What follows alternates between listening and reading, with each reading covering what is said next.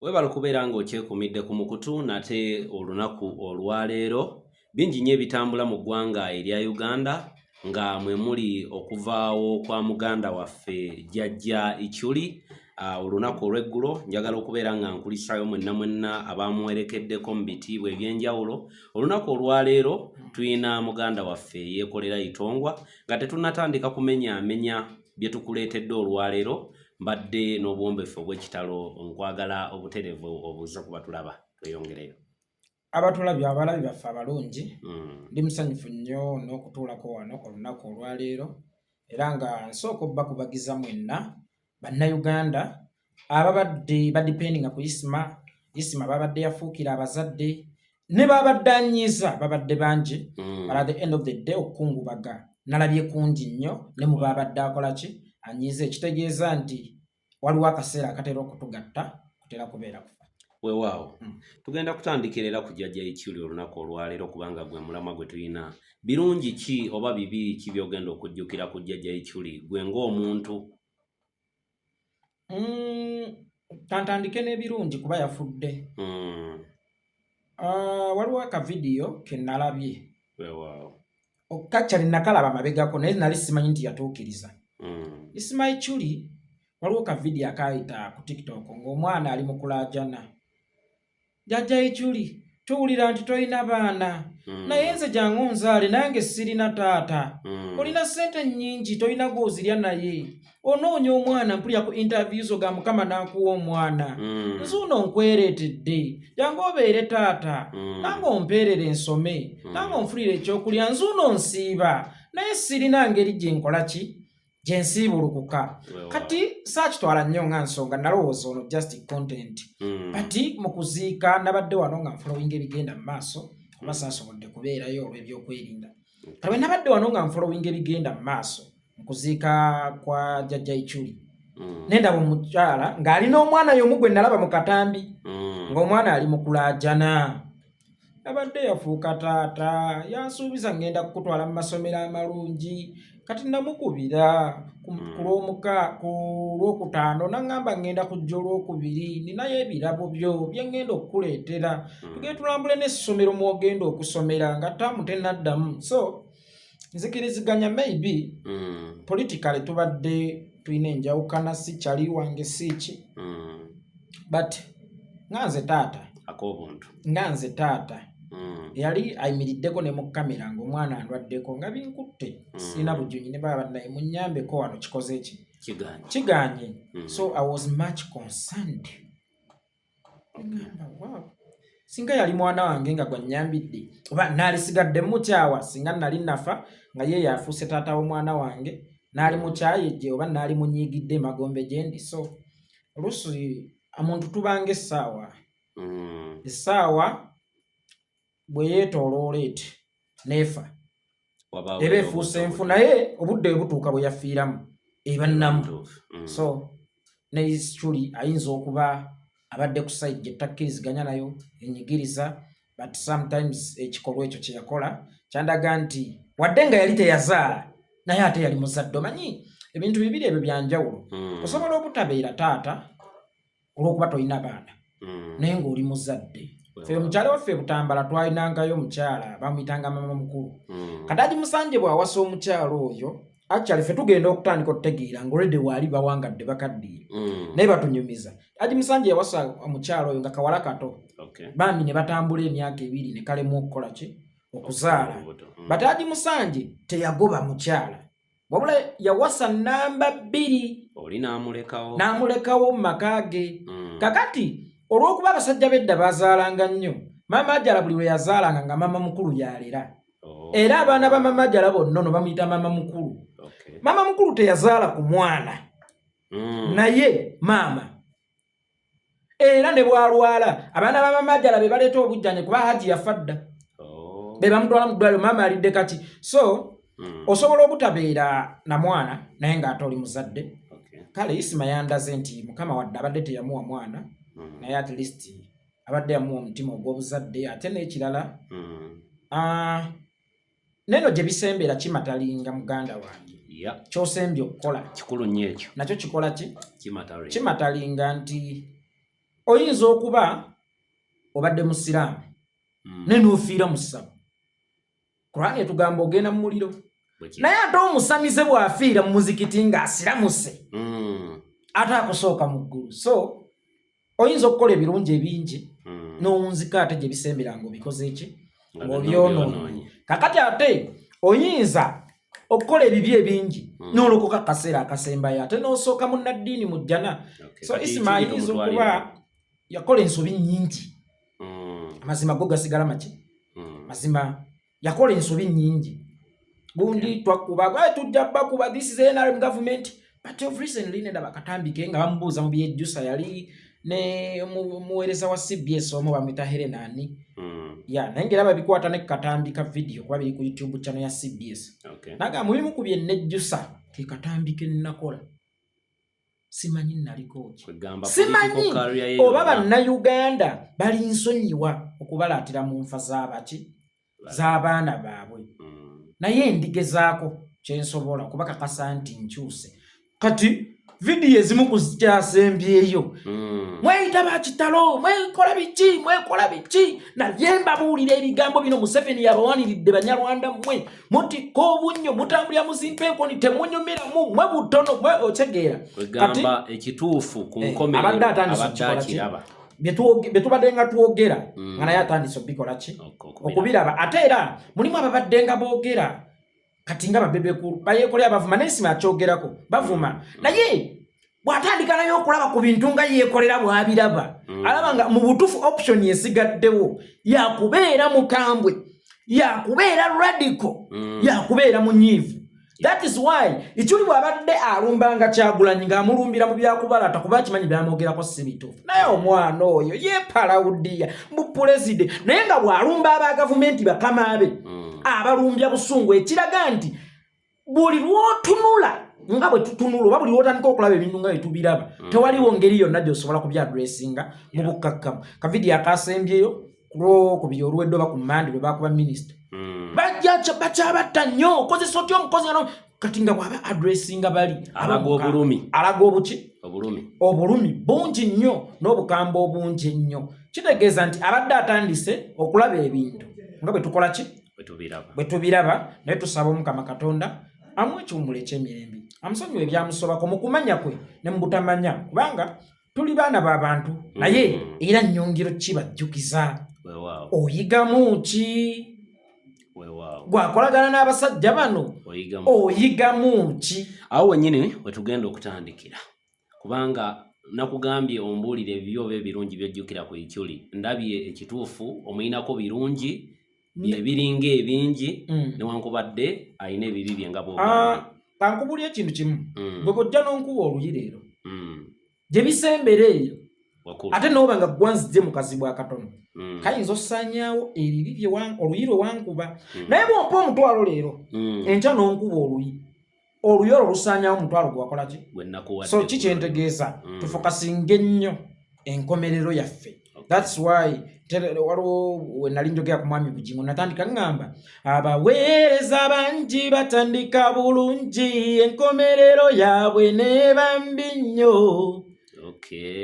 Enkomerero eyo yeetaagisa nnyo okufiibwako. Awo wennyini we tugenda otunuulira abantu bangi nnyo bawerekedde muganda waffe jjajja Ichuli nga mu bantu abo mwe mwajjidde ba honorable ab'enjawulo n'abantu okuva mu bibiina eby'enjawulo mwe mwajjidde ne Bajjo. Obubaka bwa Bajjo nkiwa wabuwuliddeko buli ekigenda mu maaso mu ggwanga nkitazaama. Obubaka obwo bumulekawa?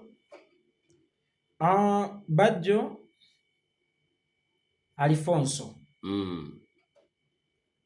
kyeyayogedde kyekyamubadde ku mutima ate ng'era kyekituufu ky'okukola ki ky'okwogerebwa. So kati bw'ongamba obubaka obumulekawa kitegeeza message gye yawadde ate mutiisetiisa aleme kuddamu kwogeranga mazima aleme kuddamu kwogeranga kituufu nti Bajjo okubaako bye yayogedde teyalibadde discussion kubanga mu ngeri yonna gy'odiskasingako engeri gy'oyinza okudiscasinga ku Yekolera nti naye Yekolera bagenda kutta oba omudiscouraginga bwe Yekolera tunulira mu ki tunulira mu ki mutunuulire omuleke akole ekyo kyennyini ekituufu kyalina okukola ki kyateekeddwa okukola. Kakati ne Bajjo bwe tunaamukolako analysis yonna gy'omukolako erimu nti ojja kuttibwa, ojja kukola ki, kati kibeera kya buvunaanyizibwa nnyo ne tutunuulya mutunuulire ne tumutazaama ne tumuleka n'akola ekyo ekituufu kyalina okukola ki kyateekeddwa okukola. Singa Bajjo yayogereddeyo nti obutemu kirungi yenna yebangira ku NRM ogenda kukomekkerera nga Isima then twali mufudde discussion olwaleero naye okuva lwekiri nti bye yayogedde bye bituufu ebyambadde ku mutima era ebiri ku mitima gy'Abannayuganda tumuleke but kati atandike okubeera omwekesa omulungi nga yeegeka buli kimu. Bakuyita kwegeka si kwegeka. Okwegeka kwe kufuna wooyegeka oluba. Nkuyigiriza Oluganda. Okwekeka kwe kwekengera. Otegeera kale atandike okwekeka gy'alya baatambuliramu. Kuba juzi we nalabanga nani omuvubuka Muhoozi nga mbulookinze ne mmanya nti Bajjo ali ku mutwe gwa Muhoozi amwetooloolera kana ka block button singa amubadde kumpi yali badde ssasi. Bayira mu bigambo Bajjo bye yayogedde yagambye nti yaddako era yeewuunya nnyo okulabika nti Ichuli baamukubye nga ye tannaba kukubibwa. So alina okukimanya nti block button eyo yali ssasi singa ye yali awo kumpi ne Muhoozi era agenda mukuba muki yali agenda kuba mukube. Kati ekirala ne bye yayogedde Okuziika bano abasajja baakyawa amazima. Ate nga mu kulwanyisa amazima kye kibazizza emabega. Mwami Yoweri Kaguta Museveni ne mutabani wo teri kibazizza amabega nga kulwanyisa amazima. Amazima gali nti abantu baabakoowa. Naye abantu we bakukoowa tobateekako kibuli. Mukyala bw'olaba ng'azimera ewaka noonya ki ekimuzimeezezza nti kudda kiro sala ku budde. Kati mmwe ekyabakoyesa abantu butemu, bubbi, bunyuunyuusi, bukenuzi n'obusosoze bye mubadde mulina okukola ki okutereeza buli kimu okusobola okudda mu nteeko. Naye mwakyawa amazima. Naye Bajjo lwaki gambye nti alina okubeera omukalabakalaba ng'akaana k'enjala. Muhoozi akubulookinze ako kamu oyogedde ebintu ewa Ichuli kwakubiri media egzeemu okuwa attention bakuyise ku Sparka TV Bajjo era ebibuuzo bye bagenda okumubuuza oba bye bamunamubuuza mu media zonna interview ebinaddirira bigenda kubeera bya bufuzi ebimusetinga mu sabbaawa bali bafune obujulizi obumala n'okwekwasa okumala lwaki bamusse. Bwe tolowooza nti Isima baayagadde eggulu okumutta. Naye Isima oluvannyuma lw'okukola ka vidiyo waliyo senoofa erere bakuttiraawo. Kakati gwe bakuleetera ebirowoozo ebingi mu mutwe. Oba Isima kano ka vidiyo ke kamussizza. Oba kino kakati oyinanga nnyo okwegendereza ekintu bajja bakupulaningira dde okutta. Naye ng'ensi tebannagitegeeza kituufu kiyinza kukuttisa. Ate ng'ensi tebagirekedde dibeeti lwaki Isima afudde abadde abawolereza. Kakati Isima lw'abakyusirizza ku mmundu n'abakubamu then ne bafunira ddala ensonga nti ensi tugirekere ebibuuzo ebitaliko ansa. Omusajja ono gwe yavuma ku mmande oba kino omukazi gwe wayagala eddogoba twakolamu ensobi emu abadde ava ku mulimu ssaawa 2 ogw'ekyo n'adda 3 oba ofunye oluwenda. So kati naawe baagala kunoonya nsonga ekussa naye nga public esojjikubaganyako ebizo yakubanyola bannange naye yakubanyola kitegeera. So Bajjo wano kye bali mu kukola bali mu kubikira nsi nti anaatera ali mu lugendo bamusetinga ku beeso media zaabwe kwebagenda omubuuliza ebiki. So nze nalyoza kati kyabuvunaanyizibwa Bajjo akyuse mu ntambula kubanga the end of the day nabagamba ekintu kimu nze abantu banjogerera yatya nadduka n'akola ki ne mbagamba ne Museveni bwe lwamuyinganga ng'agwambala ng'agenderako ewa Nyerere TZ ng'asonda amaanyi ng'akola ki ng'akomawo buto because omuntu afudde taba muzira mu Africa. That is why gundi yakugamba ni Dr. Prometo Nobote eggudu Muganda is the dead one. Banji bagitaputa lwabwe mu ngeri bo gye bategeeramu kankiyite bwentyo. But yali ategeeza mu kyo nti Abaganda omuntu gwe basiima nti mulungi yoyo yafudde. Tebakutendereza ng'oli mulamu, tebakuleetera ddagala mu ddwaliro, tebakuleetera kammere ng'oli mulamu, tebakusondera capital okole, wabula obwavu bwe bukutta ne bagaba badde mulungi era ne bagula ne keesa aziikibwe mu bitiibwa. That's why yagamba eggudu Muganda is a dead one. Kati Babaganda tebamanya nti yali ategeeza bagamba atuvumye, tabadde ategeeza Omuganda omulungi yoyo avuddewo era ffenna agenda tutta, naye tebategeera buzito bwaki bwa statement ye. So kati nze saagala kuba eggudu Muganda is a dead one. Njagala kubeera hero. I don't need to be a martyr. Njagala kubeera muzira. Saagala kubeera mujulizi. Kati ne Bajjo njagala abeera omuzira. Tabeera omujulizi kubanga Jekana naddulitudde takyatugasa kuba yagenda yafa. Kati ata mutugasa nnyo nga weemuli, ensonga lwaki tugezaako nnyo batandaaliza. Ekyokubiri nga tugenda kubeera nga tufundikira programu eya leero. Eno entemula ebadde yalekeddaawo emyaka ng'ebiri emabega. Kabonero ki akeeyolekedde mu kuddamu okutemulwa kw'abantu mu ngeri bweti? Balina enzita eziwerako ekisooka. Weewaawo. Balina obutwa, balina obubenje, balina n'esiriimu. Kati buli gye bakozesa ne bagitambuzaako ne bange bavuzeeko nga bagiwummuzaamu nga babakamu ku ndala. Kati ekyo kikulaga nti aisasi lyakomyewo obutwa bwozzeeyo mu kye? Mu kabada. Mu drawer. Nti kati ye Frank Gashumba ye yawummuddemu. Kati ow'emmundu y'abaakola ki? Oyo wa butwa nnyo. Bwe tokifumiitirizangako lwaki buli gwakolagana naye afa. Agabakwano. Cyprian Kizito Lwanga yali mukwano gwange nnyo aliwa. Ono Guy yani Sheikh Anas Kalisa yali mukwano gwange nnyo. Sheikh Musata yali mukwano gwange nnyo. Olanya bannange nze mbadde sikonkona. Kati oyo yabadde mu mansa butwa kisooka talina business. Ate era bw'omubuuza busy agamba nina amakampani naye tegakubangako ku bulango, tulabangako ku kalango kati ka kampani ya Frank Gashumba. Ate nga tukimanyi nti obutwa ne sigala bye bitakuba buki bulango. Ndowooza mutegedde kyentegeeza bannayuganda. So in that kitulekawa entemula yo Masasi yo yakomyewo. Naye era kyennyinza obbagamba zino ze signs zegundi egenda okukola ki? Tamu egenda. Za hose egenda okufa. Oshageera. Endogoyi eri mu kusamba. Egundi za ezisembayo. Nti gavumenti eno kati olaba etandise okulya abaayo ng'eraga nti ebeekanze. Kitegeeza tekyalina gwe yeesiga. Nobwe budde obutuufu. Omanyi omuntu ng'onoomucyankalanya Eddie Kenzo oyo okumucyankalanya bamutabangulira maka. Nti amaka gasobola okukukyankalanya ne gakujja kuki. Ne bamuleetera dokita. Kaakati ne banno bakyankalanye batandise n'okutta abaabo. Naye lwaki tetufuna obudde n'otubuulira ku story ya dokita ne Kenzo ne Rema? Tujja kutuukawo kubanga era dokita teyava mu bbanga. Nga tunafundikira full figure yavuddeyo n'alangirira mbu ye tagenda kuddamu kwogera ku political content yadde n'akatono. Asooka yeebuze byabadde ayogera bibadde bigatta kwani? Omanyi kakazi kangereka kambaliga kawunya n'okuwunya ne kajja ne kakugamba nze sigenda kuddamu kujjawo okulabako obadde omunyamba ki? Nawulidde mu bigambo byo ng'oyogera ng'ogamba nti olaba bajjewo Ichuli abadde avaamu ebigambo eby'omuwendo gye bali. Olugwe full figure waabwe muwemuzi awemula oyimiridde wa. Kyenjagala omuntegeezaako kiri kimu Jeni teri agenda kusuwa services zo. Weewaawo. Full figure alina kukola misomo gy'abakulu.